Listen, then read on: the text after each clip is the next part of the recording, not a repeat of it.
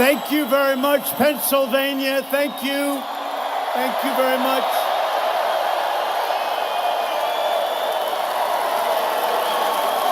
I'm thrilled to be back in the state that gave us American independence.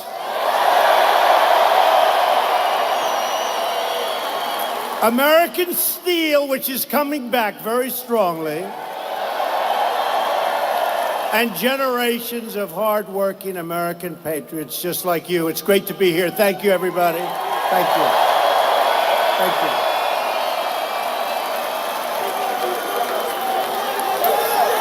you. We live in a truly incredible country, and this is an incredible time. You see what's happening? We are respected again. We are respected again.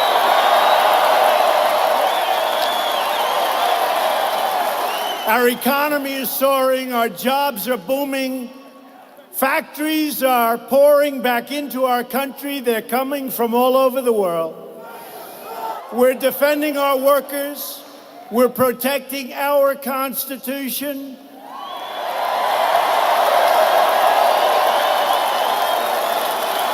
We're crushing the terrorists.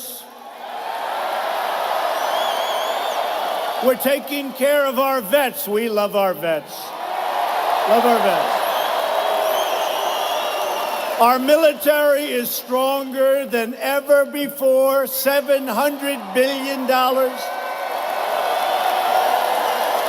And the forgotten men and women of the United States are forgotten no more.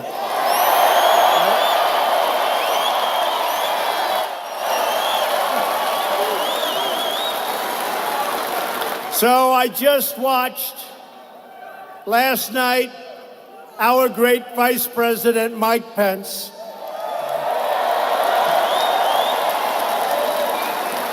he traveled all the way to Hawaii, 12 hours, and that was okay. Wouldn't have mattered if it was 50 hours, to meet the remains and greet the families of the American heroes who gave their lives in Korea.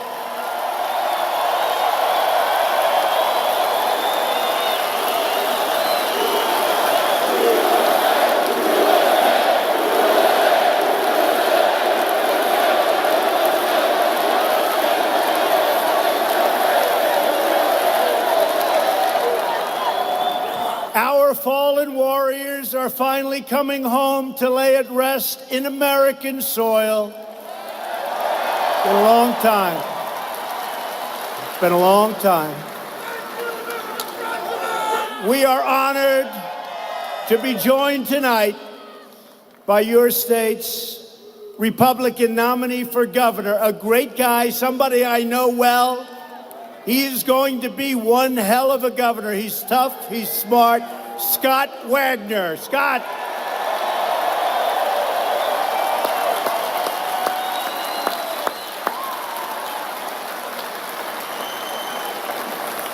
And I also want to recognize your terrific Republican candidates for Congress. John Schrin, Dan Mooser, John Joyce, and a man that was there right for the beginning. He heard I was going to be running. He said, you got to go with Trump. A man named Tom Marino, and he was a good friend and is a good friend of Lou. They love each other. Tom Marino, right from the beginning. I also want to thank Pennsylvania GOP Chairman Val DeGiorgio. Val, thank you. And David, thank you. And all of those people. Boy, David, you do some job on television, I want to tell you, David. Oh, and we did a great job. You know, Pennsylvania, for years and years, they talked about Pennsylvania will be won by the Republicans, right? It always got away. Nobody knew what happened. It always got away, but we won the state of Pennsylvania. Remember? Remember? Remember that incredible night in November? Remember that incredible night? And you remember that we were way up in Pennsylvania, and there was only 2% of the vote left. And we were way up. If I lost every vote, we would have won the state of Pennsylvania. And the fake news refused to call it, right?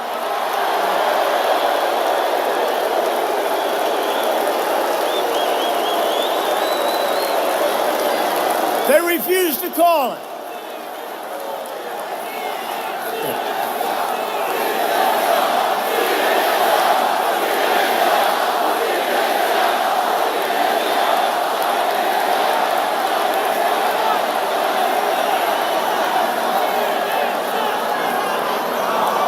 We waited for hours.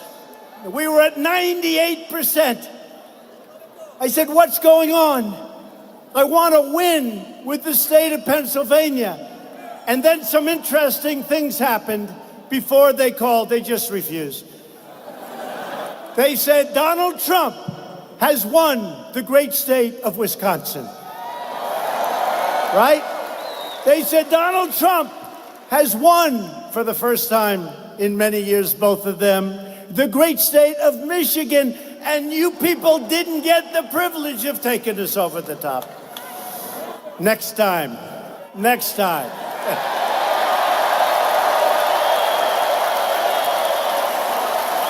They wouldn't call it. I kept saying, why aren't they calling Pennsylvania? Remember? An hour, 2 hours, so long. 98%, and they wouldn't call it. Well, they were suffering that night. That was suffering.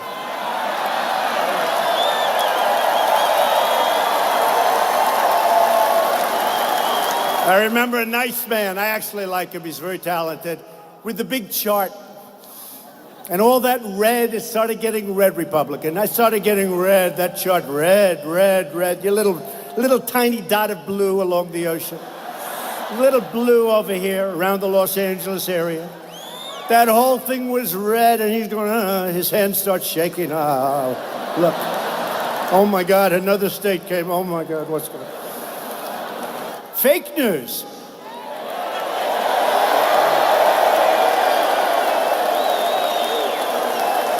You know what you call them, right? Suppression polls, right? Suppression. They give you phony polls so that you say, you know, darling, we have an election tonight, but Trump won't win because the polls are so bad. But let's go to a movie and then we'll come home and we'll watch his defeat. There's only one problem. Nobody believed him, and everybody went out to vote, right? Everybody went out to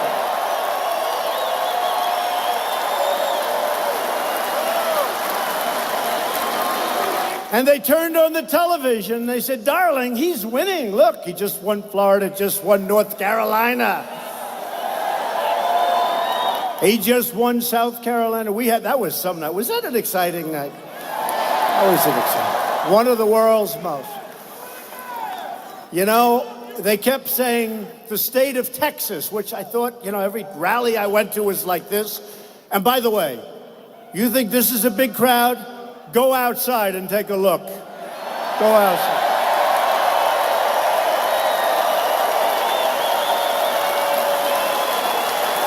But I'd go to Texas, and I said, boy, are we popular in Texas. All right, get him out. Get him out.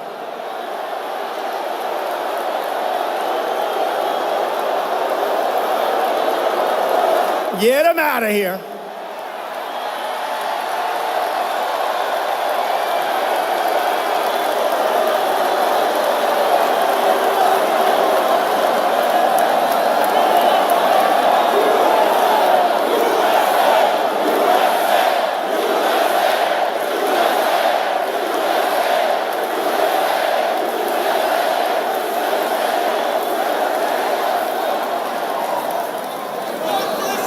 So, getting back to Texas. So, for 2.5 months, I hear Texas is in play. That means it's so close. That's going to be all night long before we find out who wins the state of Texas. And I couldn't understand it. and they said, Utah is in play. I couldn't understand it. Go to Utah, great people, incredible people. And then we come to election night. Now, I figured it's going to be close in Texas because I believed those people. No longer, but I believed them. So it hits 8 o'clock, and they go like 2 seconds after 8. Donald Trump has won the state of Texas. Donald Trump has won the state of Utah.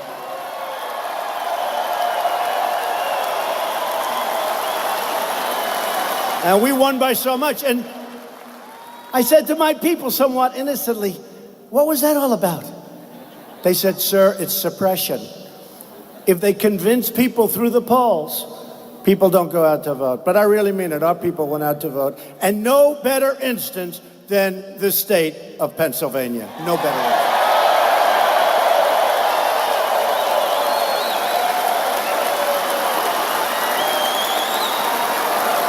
And I want to introduce a very special man because he's been a friend of mine from the beginning. He's been with me. He said, you're going to win. You're going to win. He's a great political person. He's a leader. He's running against somebody who's so overrated. I mean, this guy. You know, I was telling a little story on Bob Casey. I've been there. I have to do this before we introduce Lou. So I've been in Washington now for more than a year and a half. I hardly, I mean, honestly, I'm not sure I ever met Bob Casey. I'd never met him. And I'm sure I did. I shook his hand. But I'm not sure. Now, his father was a good man. Knew him a little bit. But we're dealing with a totally different person. I don't know this man. He's a senator. There are 100 senators. I don't know him. No, he's not an obstructionist. He's worse. He will do whatever Schumer, Pelosi, and the new star,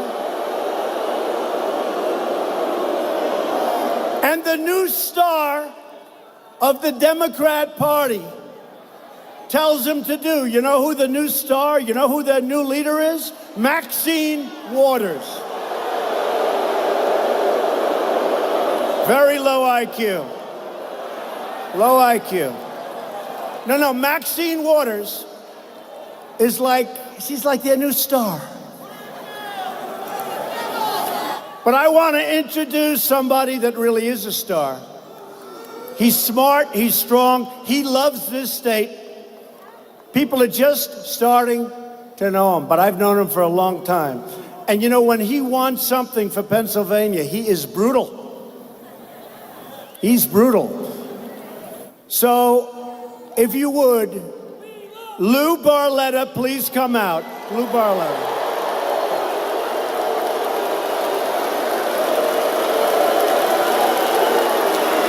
Lou Barletta.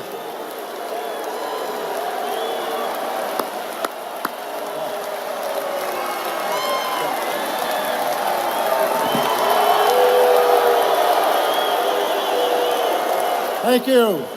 Thank you.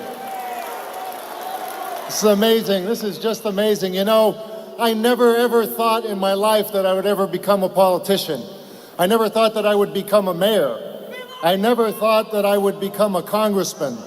But never in my wildest dreams did I ever believe that the President of the United States would come to my home area to help me win an election for the United States Senate.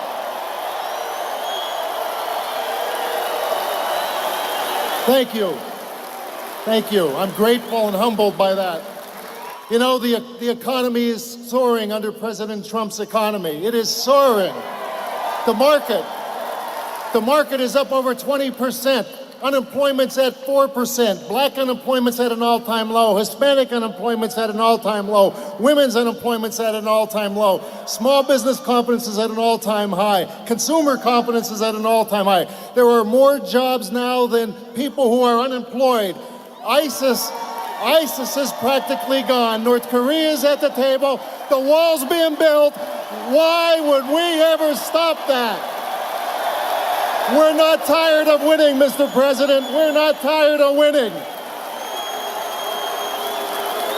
But I want to tell you who wants to stop that. Bob Casey wants to stop that. He has become one of the most liberal senators in Washington. He is leading the resistance and obstruction to President Trump's agenda.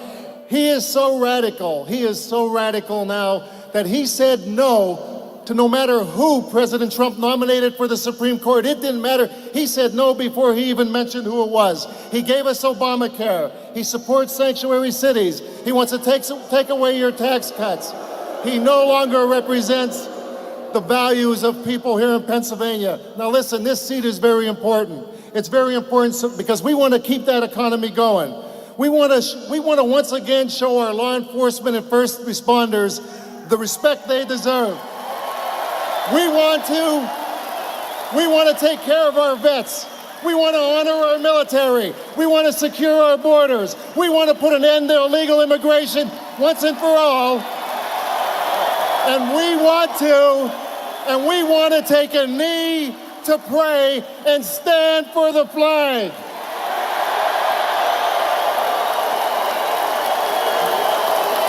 Now I need everybody here and everybody watching to help. Help me, help President Trump drain the swamp and make America great again. Thank you.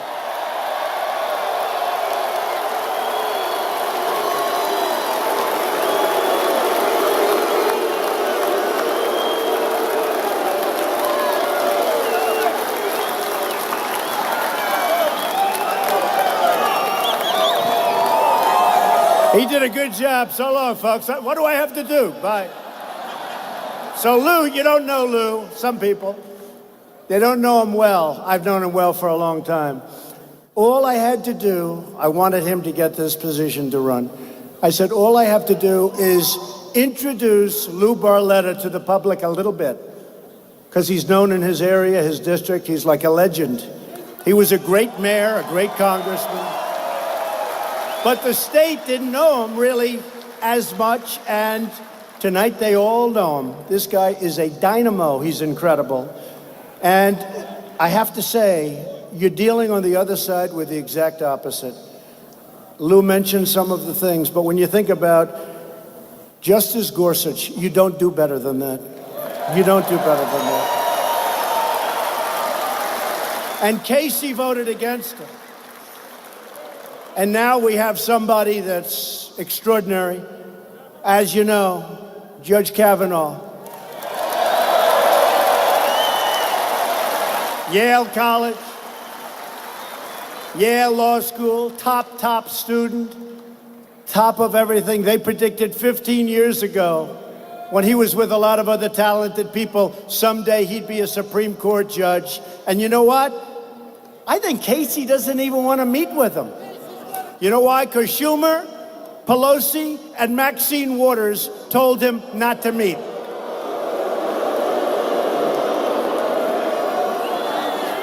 So he was no, and probably will be no. Maybe after tonight he'll vote yes, but I doubt it. Because his bosses are telling him what to do. And they always have. Not the father, but the son, yes. So they have no on Kavanaugh, no on Gorsuch, no on massive tax cuts. In fact, Casey and the group, they want to end the tax cuts and increase your taxes. Somehow that doesn't play well. Somehow that doesn't play too well. And you know what else he was no on? The biggest thing that only really the business people in this room fully appreciate, he was no on regulation cutting. We had regulations that made it impossible to do business in this country. Highways would take 21 years to get approved. We have it down to 2 years, and it's going to be 1 year very shortly.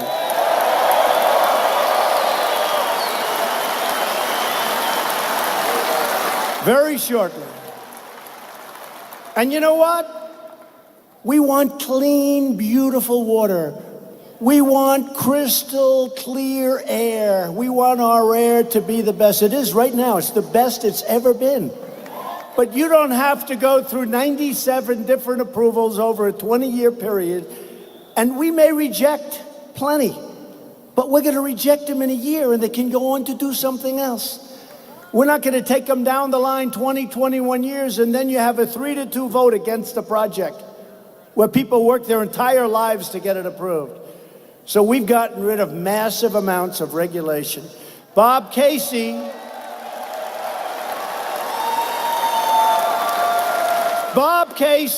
was joining President Obama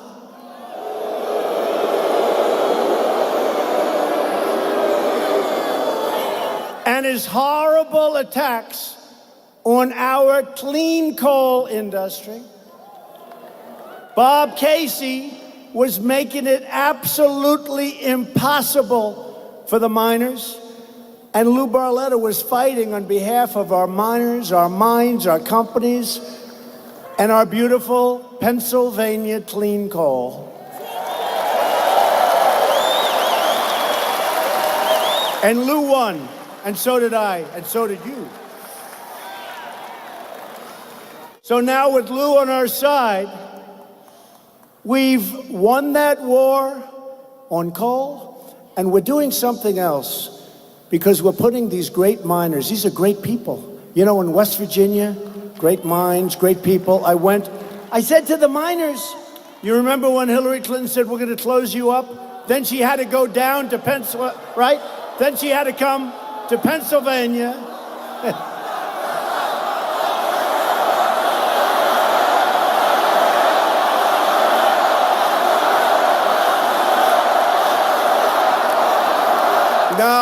No. They only want to hurt Republicans. They don't want to do anything. But you know what? It's all changing, folks. It's all changing. Some things just take a little bit longer. They only want to go after Republicans. You look at the kind of criminal actions and crime, they only want to go after the Republicans. But Lou wants to put our miners back, and they are working. But I'll tell you what I'm really proud of now. About 5 months ago, it took a while to get all the statutory approvals. We're putting our steel workers back to work at clips that nobody would believe, right?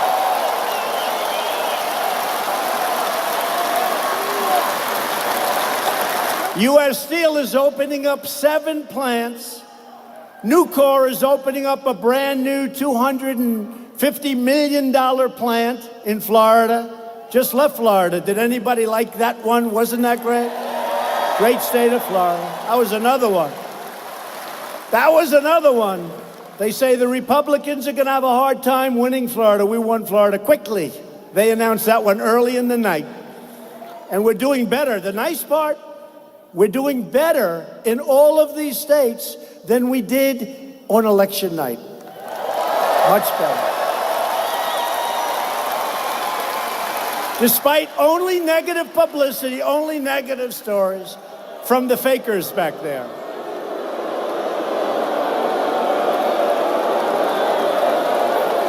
I go home, I see my wife, I said, honey, we're gonna get the greatest. I just did something so great today. You know?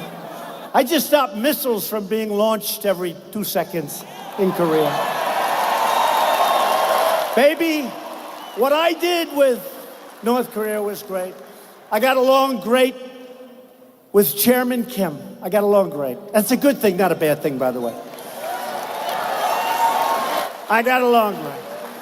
And you know what, baby? I got the hostages back. Didn't have to pay anything.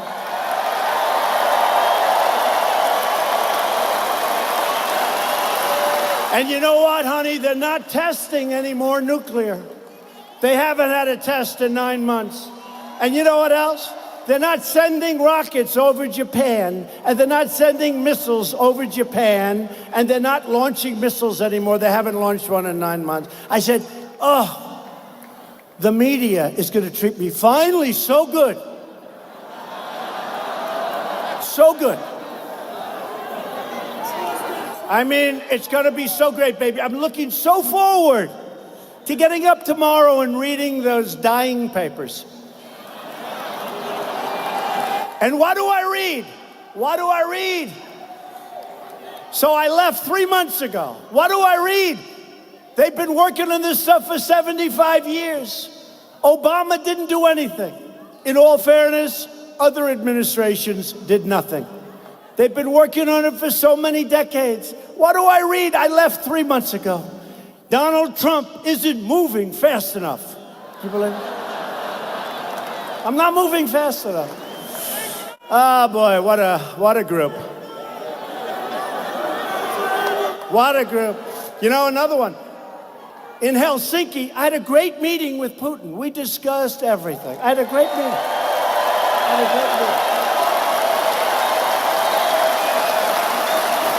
We got along really well. By the way, that's a good thing, not a bad thing. That's a really good thing.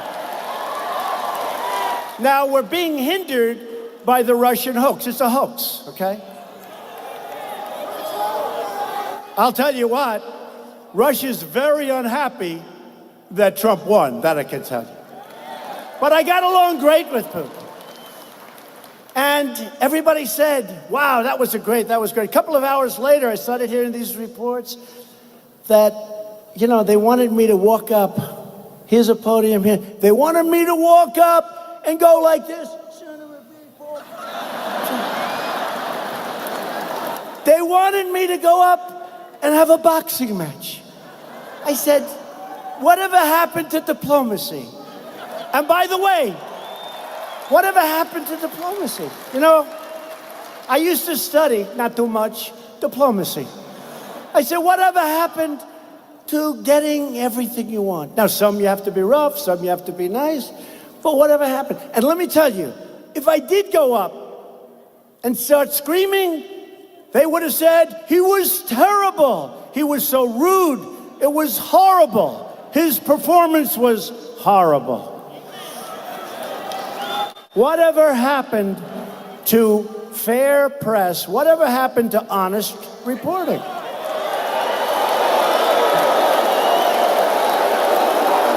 So, we had a great meeting with Russia. We had a great meeting with Putin.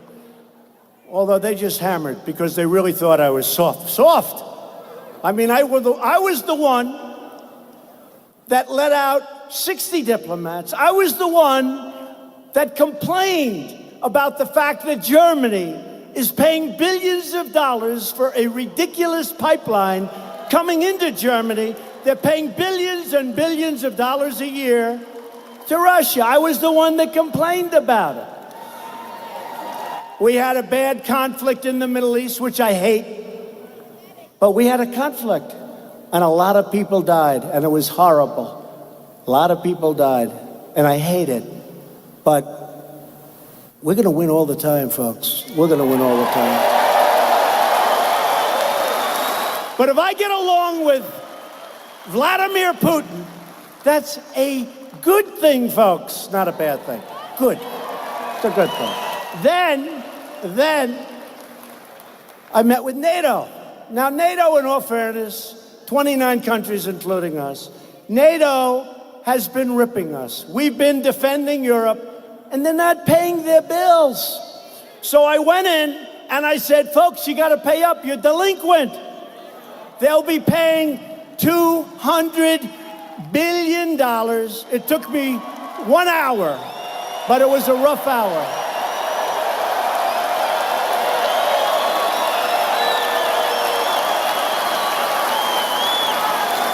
The head of NATO, Secretary General Stoltenberg, said to the press, they don't report it. They only make up stories. They only make up. So what happened, he said, last year alone, because of what I did the previous year, we took in $44 billion more. You have to understand, this is money to guard against Russia. I wouldn't say Putin's thrilled about that.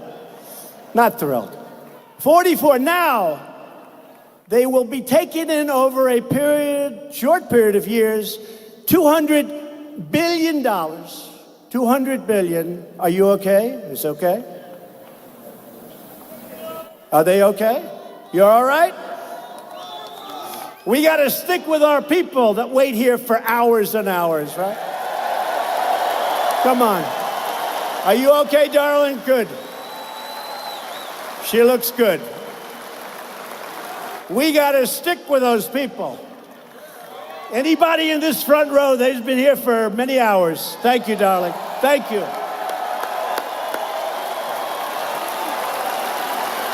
Thank you. And come back. If you want, come back after you get a little bit better. You come back, darling, okay? Come back, all right? You come back. Make sure she gets back. We'll bring her up here.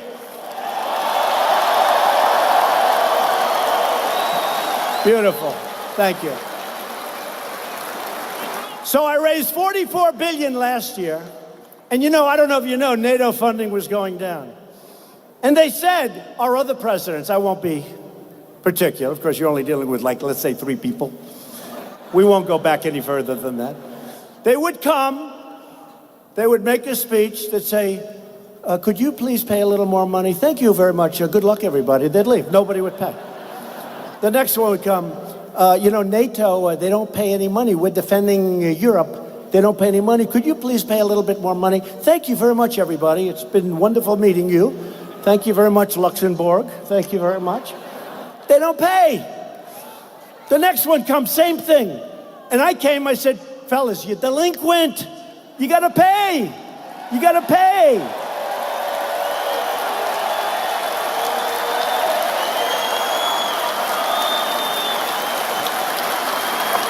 And one of the leaders said, well, Mr. President, could I ask you a question?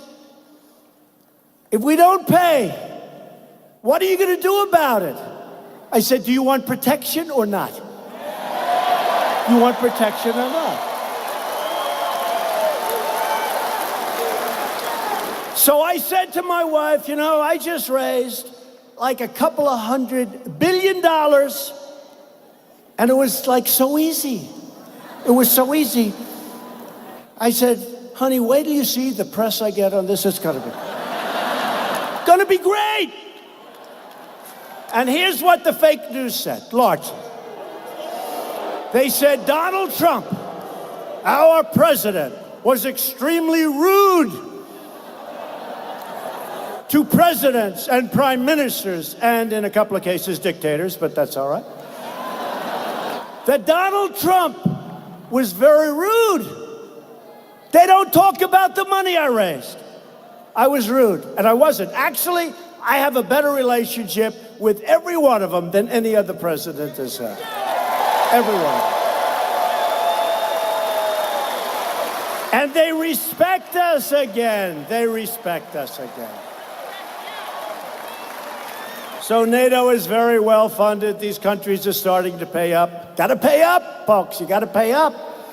You know, we went through the entire room, and the last gentleman, a prime minister, said, you know, we're all saying how wonderful everything is, but I don't think the president of the United States is happy. Nobody's talking about that. And he looked at me and said, President, this is before they made the commitment. I said, President, are you happy? To me. I said, no, thank you for bringing it up. This is after they went through 28 people. I said, thank you very much for bringing it up. And this gentleman, and maybe they'll find a transcript, he said, we got to make the president happy. I said, the only way I'm going to be happy is you got to pay your bills, folks. You got to pay your bills. Because the United States is not going to continue to spend our money, our sweat, our tears, our blood on people that aren't. And you know, I don't know if you know it. And I said to them as a room, I said, look, I'm all for NATO. One thing I know is that NATO, which protects Europe, is better for Europe than it is for the United States. We're way far away. You know, you'll listen to some of the generals, sir, they are an ally. We must protect them. Saying they're a long way away. I'm all for NATO. You know why? Because now the money is pouring in. And they said I treated them badly. And I didn't. I have such a great relationship. So I'm very proud of it. So when I woke up, I said, this is going to be great. Finally, I'm going to get great press. This is going to be great. And I got hammered by even NATO. So NATO's in great shape. Our country's in great shape. We're so strong again. So strong. We're so strong.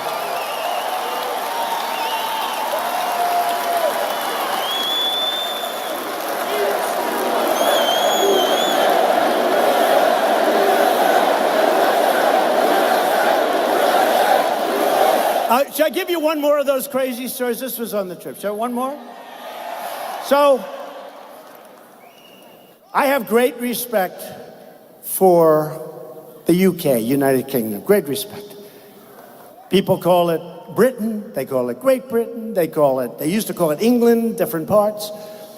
But the UK, great respect. And I was asked to have tea with the Queen, who is incredible, by the way. Incredible. So, I was hearing, I had landed, and I'm on the grounds, and I'm waiting with the King's and with the Queen's guards. Wonderful people. I'm waiting. So I was about 15 minutes early, and I'm waiting with my wife, and that's fine. Hey, it's the Queen, right? We can wait. But I'm a little early. So I then go up and meet the Queen, and she is fantastic. We then go up and we have tea. And I didn't know this. It was supposed to last for 15 minutes, but it lasted for like an hour because we got along. We got along. And she liked our First Lady, and our First Lady liked her. And I won't talk about conversation, because you're not supposed to. Unless you want to hear them. No, I'm only kidding. But we got along fantastically well. And the time went by. You know, like sometimes if you like somebody, you get along, good chemistry, the time goes by. So we were there for about an hour. So here's the story. I got there, remember, I got there early, and the Queen's guards waited with me, waited. In fact, we took a helicopter. See all these Secret Service guys? They're not late. They're not like late. They don't believe in being late. They believe they're incredible. They believe in being early, not late. One of them said to me, sir, we weren't late. So here was the story by the fake news. The president was 15 minutes late for the Queen. Wrong. And then here's the rest of the story. No, here's the rest. Here's the rest of the story. So they said I was late when I was actually early, number one. Number two, I guess the meeting was scheduled for 15 minutes, and it lasted for almost an hour. The president overstayed. So I was late, and I overstayed, and honestly, folks, it was such a beautiful, beautiful visit and afternoon. But they can make anything bad, because they are the fake, disgusting news.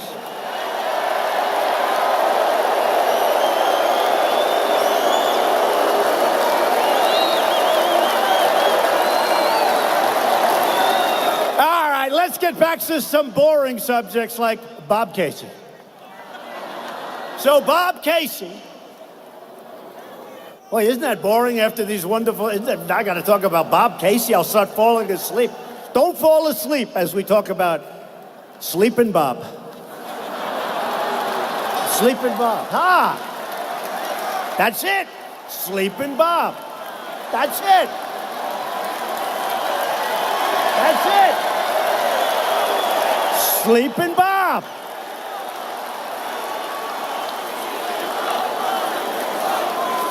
So Bob Casey is for open borders. In other words, look, folks, hey folks, I went to school in Pennsylvania. I went to a great school in Philadelphia. Great, the best. I went to the best school. And you wouldn't believe it, but I was a very good student. These people would never tell you that. But you know, I know the people of Pennsylvania very well. And they're not for super liberal Democrats. It's just not, unless maybe the world has changed. But Bob Casey wants open borders, which means crime. It means crime. You see this. He wants people to pour in, and if they pour in by the millions, that's, I guess, okay. I don't get it. Lou, yeah. Build it. We're building it. We're building it. We're building it.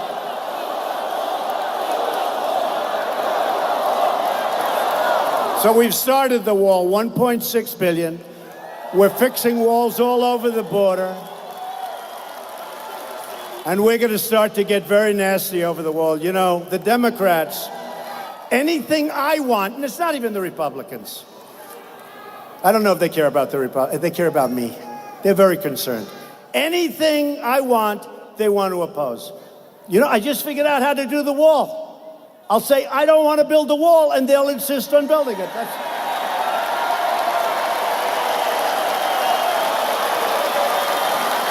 I just figured that out right now. So Bob Casey doesn't mind MS-13 coming in. These are the slicers. They slice people up, and hey, remember I called them animal, and Nancy Pelosi scolded me. How dare he call another human being an animal? They're animals.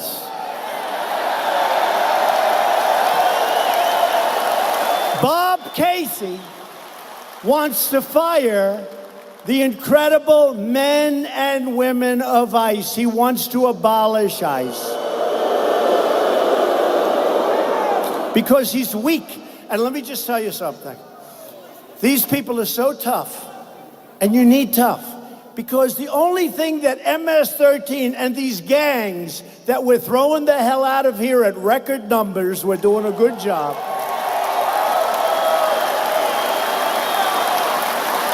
But the only thing that these gangs understand is tough. They don't understand a nice person, like the gentleman in the second row. He's a nice man, I can see. Sir, you wouldn't last 2 minutes talking to ICE. I hate to say it. His wife knows I'm telling the truth. We need strong people. I have a sheriff who's a great friend of mine. And he said, and he's had a problem with the MS-13 people. He said to me, you know something, President? I really don't mind if ICE comes in and does the job. I really don't want. You know, this is tough stuff. They want to get rid of these incredible warriors. They're warriors. We're fighting a war, and we're fighting a war on drugs. They're bringing in drugs. They're bringing in lots of bad people. We're getting the hell. We're stopping it. So we're going to be taking some very tough actions. We're going to be taking some tough action. I don't know if it's before the election or after the election. You know, a lot of the Republicans say, and they're good. We need more Republicans, but they're friends of mine. They say, President, you know, and some of them are really tough guys, and they said, sir, we're better off if we wait till after. I say, it's better before. Let's do it before. Sir, we're better off. You know who thinks it should be before? Rush Limbaugh thinks it should be before the election. You know who else? Sean Hannity. A lot of them. Great people. Now, a lot of people think, but a lot of great Republicans, well-meaning. I don't mean like they're well-meaning. They say, look, we have the best economy ever. We're doing great. Maybe we don't want to complicate it. And I understand it. You know, I'm a little torn myself. I would personally prefer before. But whether it's before or after, we're either getting it or we're closing down government. We need border security. We need border security.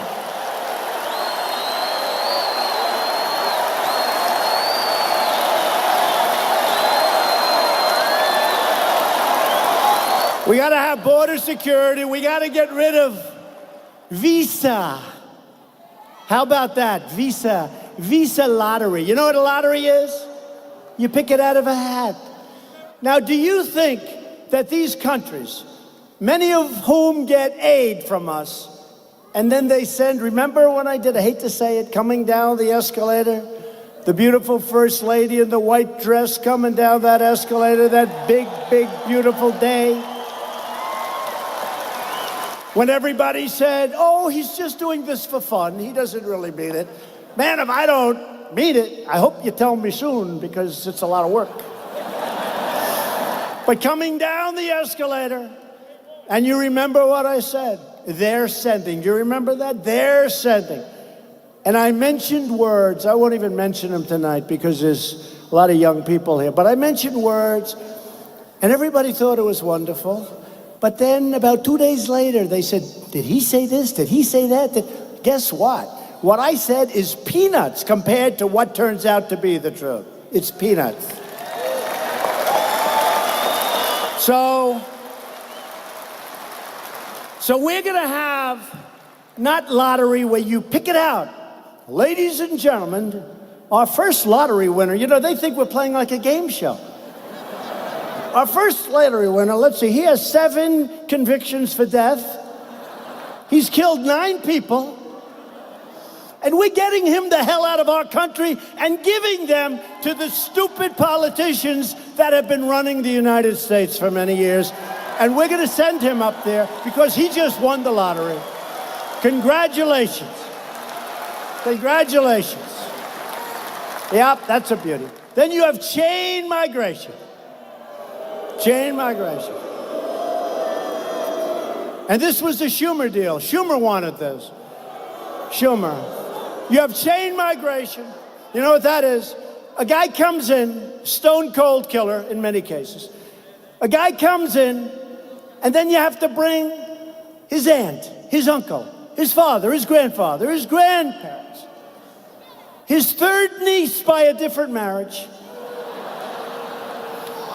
So this bad guy that ran over and killed 8 people on the West Side Highway in New York City, a place I know very well, driving like 80 miles an hour in a 20-mile zone.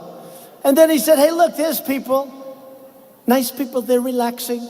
Some are jogging, beautiful park along the Hudson River. He decides to kill them. So he makes a right turn. He killed 8, and many are just decapitated.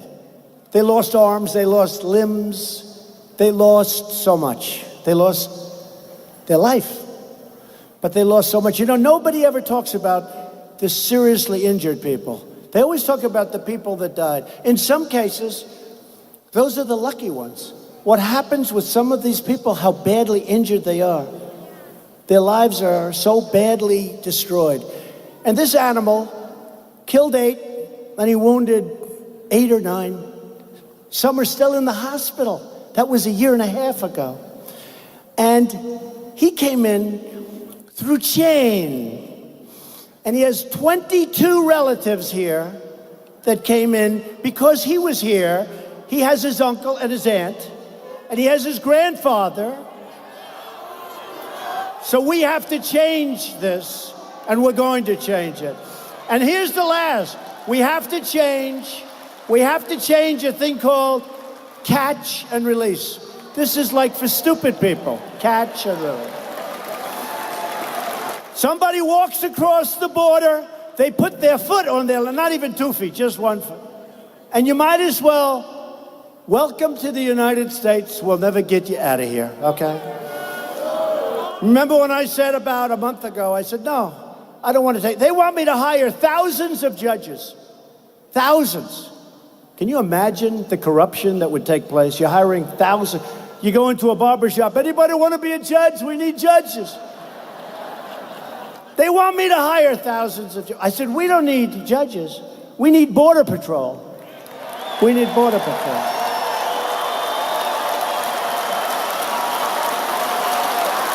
If you have a house and somebody goes to sleep on your lawn, you say, sorry, folks.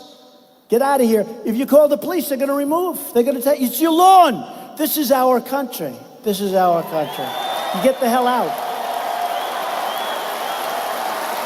And we're doing really well, but we have really bad laws. You know, we're setting record numbers in terms of positive stuff, but we just have bad laws. So catch and release. You catch him. Now you take his name, and then you release him. And he's supposed to show up to a court hearing. The problem is, there's thousands and thousands of people. We don't have enough judges, but hopefully the Justice Department will get moving on that. Hopefully. Come on, Justice Department, get us some judges over there. Focus, focus. So they come back 3 or 4 years later. But here's the problem. They never come back. They don't come back. Why the hell would they come back? So a very tiny percentage comes back. So you catch a stone cold criminal. You take his name. You see he's a criminal. You see he's bad in many cases. Catch and release. You catch him and you then release him. And he now goes into your wonderful towns. He now comes to the wonderful state of Pennsylvania. Catch and release, we have to end it. So we have to end catch and release. We have to end our lottery system. And we have to end chain migration.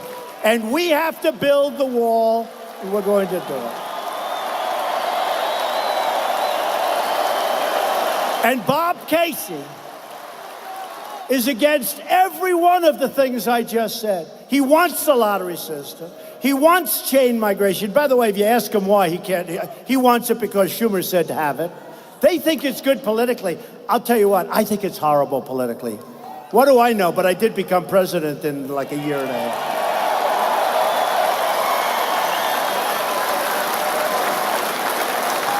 So we need Republicans. We need Lou Barletta. He is tough. We need Lou Barletta. We do. He's tough. They're liking you, Lou. They're liking you. I could have told you that a long time ago. All you have to do is meet him. All you have to do is see him. I hear that Bob Casey is afraid to debate Lou Barletta. He doesn't want to debate. I hear he's afraid to debate. Is that true? I hear he's afraid to debate. Oh, I want to watch that debate. I want to be...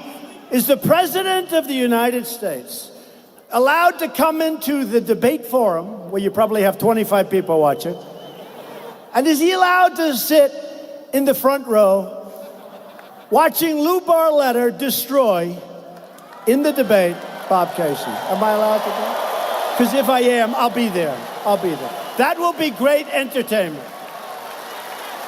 That'll be great entertainment. I've seen this one before. He's tough. So I want to thank Republican leadership because America is winning again. Lou said it before, but last week we announced that the U.S. economy grew at 4.1% last quarter. Nobody thought that was possible. And if the Democrats got in, that number would be 1.2. It could even turn negative. It was going to go down. We were set to have, because of the regulations, it was choking. We were being choked. Don't forget, I approved the Keystone XL pipeline, and I approved the Dakota Access Pipeline. 48,000 jobs in like my first few hours in office. Since the election, we've added a number that nobody would have believed and that I would have never said on the campaign trail. I wouldn't have said it because they would have done a big number on me. 3.7 million new jobs, including close to 400,000 jobs in the manufacturing world. Remember? Remember when they said manufacturing is dead? Oh, it is? Well, who's going to make things? I mean, tell me. Manufacturing is dead, they said. We've added 400,000 incredible jobs. And you've heard this, but I'm going to say it over and over because I'm really proud of it. Remember I said, what do you have to lose? What do you have to lose? African Americans, so many others. I said, what do you have to lose? You have high crime rates, you have horrible education, you have this. I went through a list of 10. That's what happened. And I looked and I said, you've been totally giving your votes to Democrats. They've let you down. I said, what the hell do you have to lose? And you know what? This new election, and certainly the next one, where we're going to have it just keep America great. I tell you, I love those hats, but they're going to be a, make America great again will morph into keep America great, exclamation point. But don't lose those hats. They'll be very valuable someday. Make America great again, maybe the greatest slogan ever, right? Ronald Reagan had one, let's make America great. I like it, but ours is better. I like ours better. So what happened is the African American unemployment rate has reached the lowest level in the history of our country. Okay. Honestly, think of that number. I really think that's hard for the Democrats to beat. I mean, think of that statement. I got the lowest number for you in the history of our country. How do you top that? Let's say I'm running against Pocahontas or Crazy Bernie. I tell you, I got to hand it to Bernie. I saw him up there the other day. That hair is getting whiter and whiter, and he's getting crazier and crazier. And I saw him. We'll stop Donald Trump. We're stopping him. We're going to stop. And I looked at my wife. I said, you know what? You got to hand it to that guy, man. That guy, he doesn't quit, and that's okay. Crazy Bernie. He is one crazy dude. So I don't know who we're going to run against. I don't know. But when Bernie tells how wonderful things are, think of it. He wants to raise your taxes. He wants to create massive amounts of crime. He wants to open your borders. Think of it. Just think of it. When he goes out, and I say one thing, African American, Hispanic, Asian, you have the lowest level of unemployment in the history of our country. How does somebody fight that, right? How does somebody fight it? Right?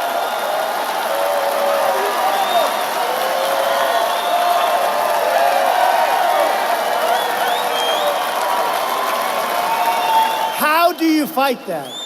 Don't forget, when I was running the last time against Crooked Hillary, what happened? What happened? I had nothing like that. I said I was going to do that, but you had to take my word for it. One of these guys said recently, whether you like him or not, he's actually fulfilled more promises than he made, and I have. And I have.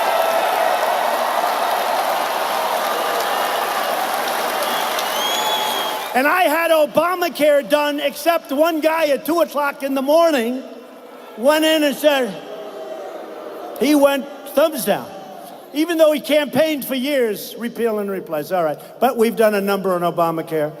We're coming out with tremendous health care plans. We've gotten rid of the individual mandate, the most unpopular thing probably in our country. Gone. Gone. No individual mandate. Where you have the privilege to pay a fortune as a penalty in order not to pay a fortune for bad health care. Think of that. Is that a good thing? I don't think so. We got rid of it. It's gone. You know how many people have come up to me and said, thank you very much for getting rid of the individual mandate. Sounds so nice. Isn't it a beautiful term? The individual mandate is wonderful. See, I'm acting presidential now. The individual mandate. The individual mandate is a disaster. It sounds good. Like the Affordable Care Act was not affordable. Remember when Bill Clinton got up? He said, the problem with the Affordable Care Act is that it's not affordable. And then you didn't hear from him for 2 weeks because he got the hell knocked out of him by Crooked Hillary. For 2 weeks, he went dead silent. They wouldn't let him out of the house.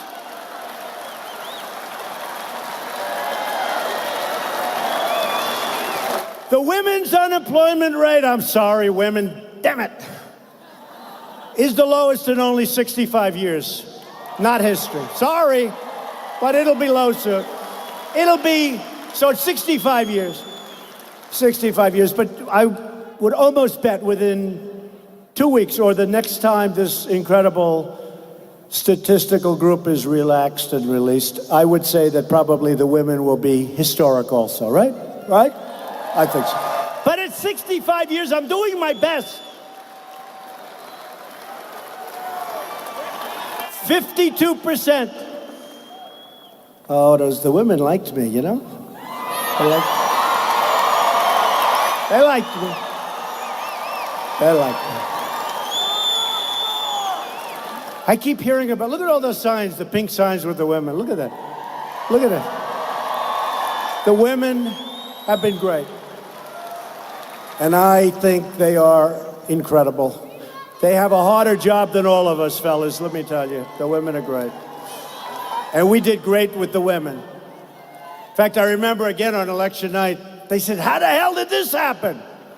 Remember, they were giving you phony numbers on that, too. The veterans' unemployment rate has reached the lowest level in 18 years, and that's going to go up very rapidly. More than 3.5 million Americans have been lifted off food stamps. More than 4 million Americans are going to receive job training under our new workforce initiative. Manufacturing, consumer, and business confidence has reached the highest level in the history of our country. I'd say that's pretty good. Confidence is a good thing. Having confidence, what do you think? Having confidence is good, right? If you have confidence and you know what you're doing, you can't lose. That's a great stat. Think of it. Essentially, business, the most confident in our country. It's great. The United States is now a net natural gas exporter for the first time in more than 60 years, and Pennsylvania workers are leading the way. You're leading the way. I don't know if you even know that. Right? Now that we have the best economy in the history of our country, this is the time to straighten out the worst trade deals ever made by any country on earth at any time.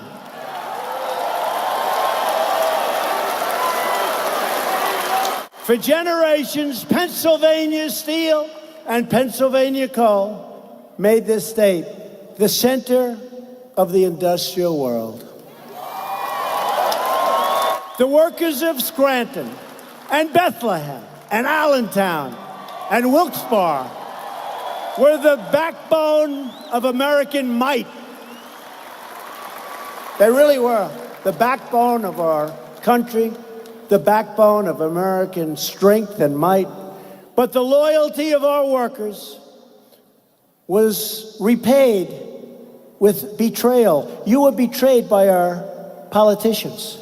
You were betrayed by the people that ran our country, but you're not betrayed anymore.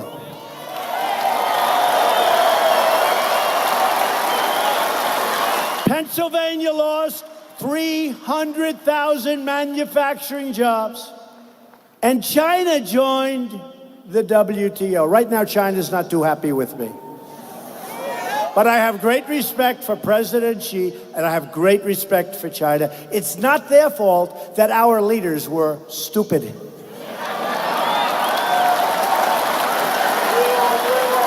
For decades, our politicians ran for office pledging to crack down on unfair trade, but they never did it. But once elected, they did absolutely nothing, and our workers and our country got ripped off like no country ever before in the history of the world.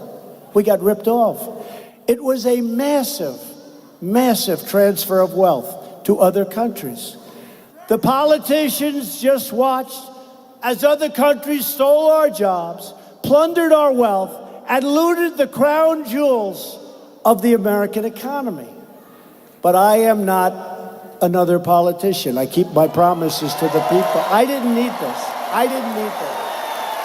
I didn't need it. I had a very nice life. I didn't need to be, I used to get actually good press. I didn't need this, but I love it. I love it because we're doing things that are historic. There has never been, and even these people back here, these horrible, horrendous people, even these people back there stand, look at it. It looks like the Academy Awards. There's so many. You ever see this? Is this the Academy Awards you're doing? Even these people, they say, probably in the history of this country, maybe in the history of the world, there has never been anything like what happened in November of 16. Probably never. Probably never happened. Probably never happened. I really believe there's never been.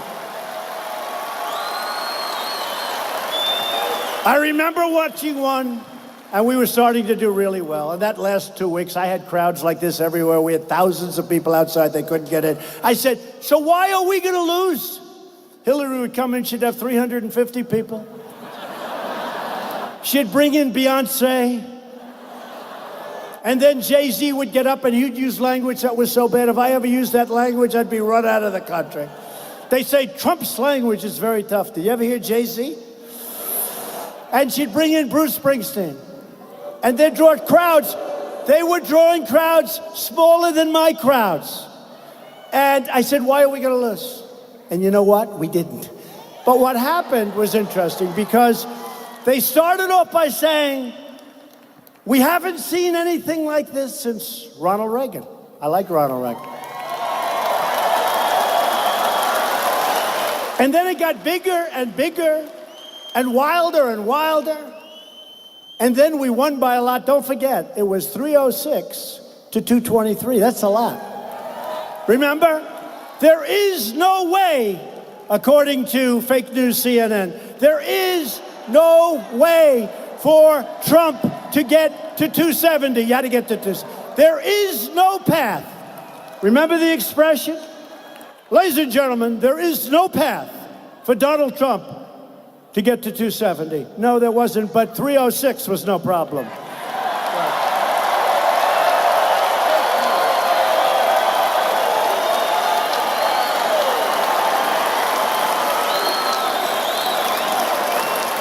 So after years of rebuilding other countries, we are finally rebuilding our country.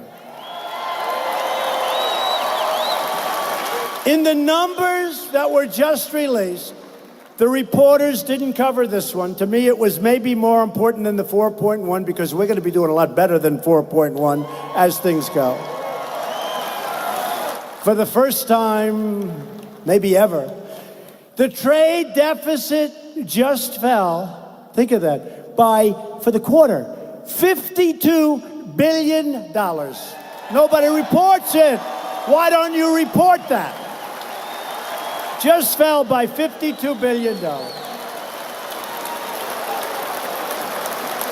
And because of our economic planning and our charging taxes or tariffs to all of the dumpers of steel all over our country, America's steel mills are roaring again. Our country is being respected again because we are finally putting America first.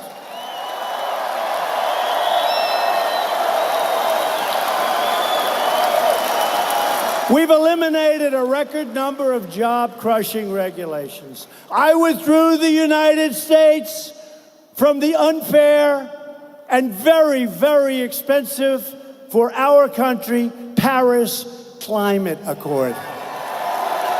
So unfair. That was another great ripoff.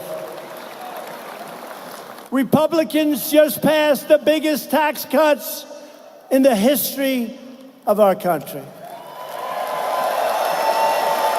And the Democrats want to lift them way up. Remember that. When you go to vote, they want to end your tax cuts and they want to lift it up so they can waste your money on a lot of nonsense. And very importantly, we saved our family farms and our small businesses from the estate tax, also known as the death tax. No longer the death tax. No longer will they pay the estate tax. Our family farmers. The individual mandate's gone. The penalty is gone through association health plans. You know that. The association health plans are giving us and allowing Americans to join forces to buy much better health care for a fraction of the cost, and you can go cross state lines and negotiate with everybody you want to negotiate with. We've invested a record $700 billion in our military and $716 billion next year. We're rebuilding our military with the finest planes, the finest missiles, the finest ships anywhere in the world. We had to do it. We had to do it. And they're all made in the USA, folks, called jobs still.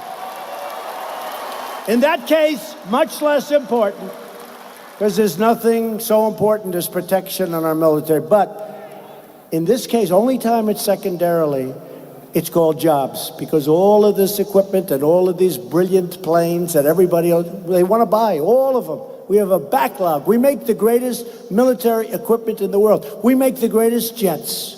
We make the greatest ships. We make the greatest missiles. We have the anti-missile missiles that shoot down missiles many, many miles away in the sky like a needle in a haystack. They shoot them down. Hard to believe. And we're surrounding our country with them, by the way, if you don't mind. Remember when other countries said, we don't want you to put defensive missions and missiles in your country. You don't want us to put explain that to me, please. Remember, they used to get angry when we would put defensive missiles, anti-missile missiles in our country. And so we wouldn't do it. No thanks. We'll put them in, if you don't mind. And I've directed the Pentagon to begin the process of creating a sixth branch of the United States Armed Forces called the Space Force. Very important.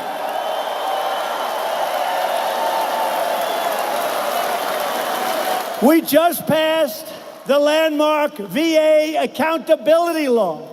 Now, if a bad government worker mistreats or neglects or steals, does anything bad to our great veterans, we turn to them and we say, you're fired. Get the hell out of here.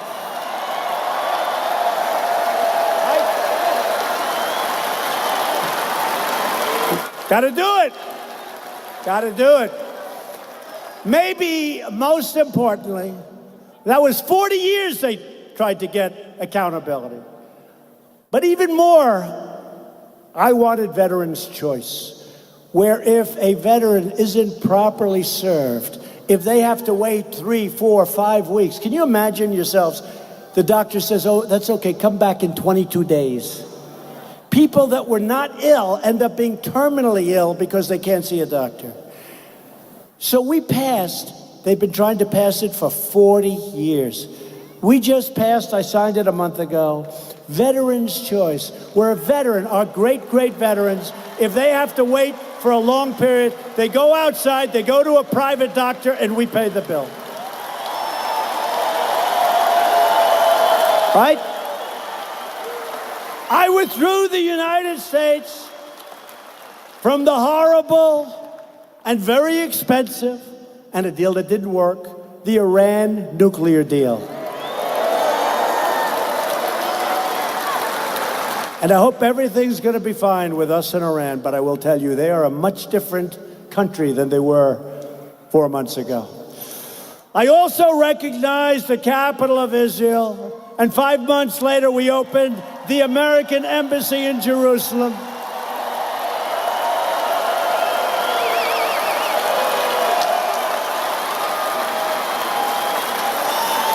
Instead of apologizing for America, we are standing up, and we love our country, and we're saying we have a great country. We don't apologize anymore. We're standing up for the heroes who defend America, and we're proudly standing up for our national anthem.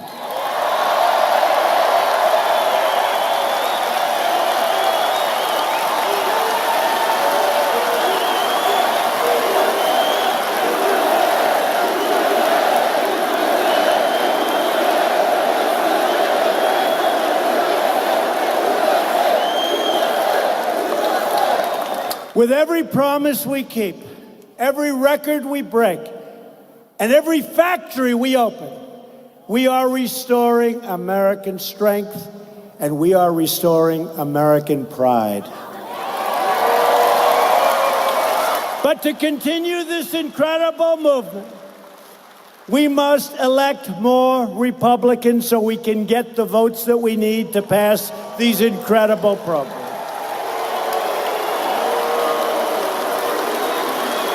And most importantly, get your friends, get your neighbors, and get out and vote for an incredible champion, an incredible winner, Lou Barletta.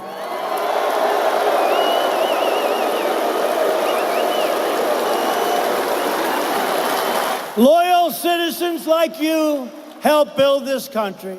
And together we are taking back our country. We're returning power to where it belongs, to the American people. This is the state where our founding fathers declared our independence, signed our Constitution, and defended our God-given rights.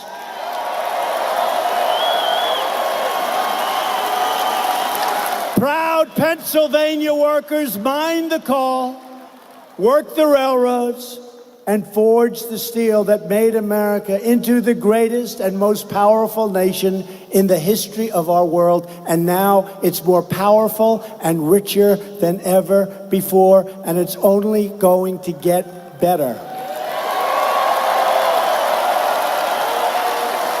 From Valley Forge to Gettysburg to Normandy, Pennsylvania patriots gave their sweat, their blood, and their very lives to protect our families, our freedom, and our great American flag.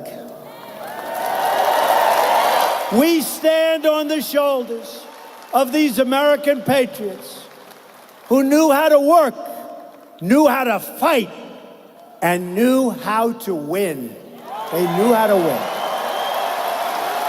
With your help, your voice, and your vote, we are going to keep on fighting, and we are going to keep on winning. We are going to win so much, perhaps some of you, but not all, will get tired of winning. Anybody gonna get tired of winning? We will never give up. We will never give in. We will never back down. And we will never stop fighting for this land that we love. Because we are Americans, and our hearts bleed red, white, and blue. We are one people, one family, and one glorious nation under God. And together, we will make America wealthy again. We will make America strong again. We will make America safe again. And we will make America great again. Thank you, Pennsylvania. Vote for Lou. Thank you.